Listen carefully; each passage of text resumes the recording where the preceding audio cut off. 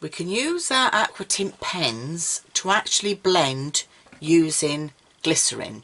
So this is like the glycerin technique that you can use with so many products, but we can always use our Aqua Tint pens as well for this.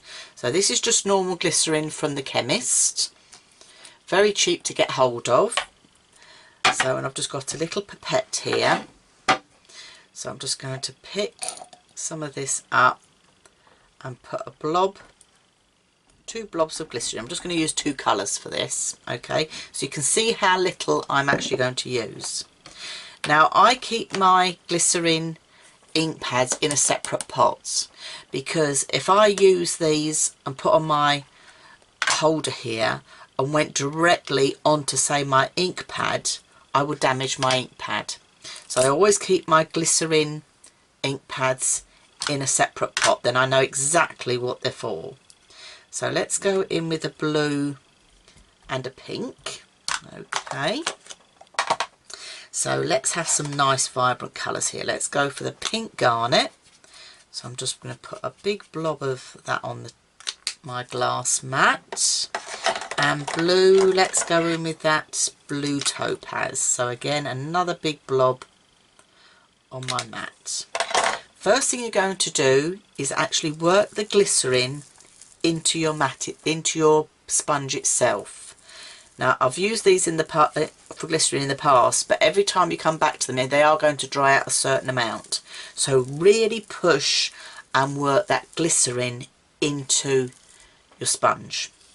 Then come and pick up your Aqua Tint colour and then blend over onto your cardstock. I'm using Sheena stamping card here, or you could use like your watercolour card as well, would work really well.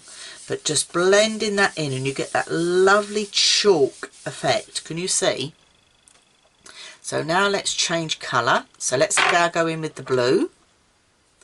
So picking up that glycerin and pushing that into my sponge so that's nicely wet, and then picking up my colour from the Aqua Tints and again blending that into my cardstock. When you're doing the glycerin technique, you do have to watch, because sometimes if you've used too much glycerin you'll get fingerprints on your project, and it can still happen. You can see here it looks quite wet. I've probably got a bit too much on this side here, but just blending it in carefully, and then I'm going to twizzle it round and I'm going to soften that line again by going back in with my pink. So by blending that, can you see how they soften so easily? So this is a lovely technique to use, but it just gives a beautiful soft background look. So that's just using your normal household glycerin.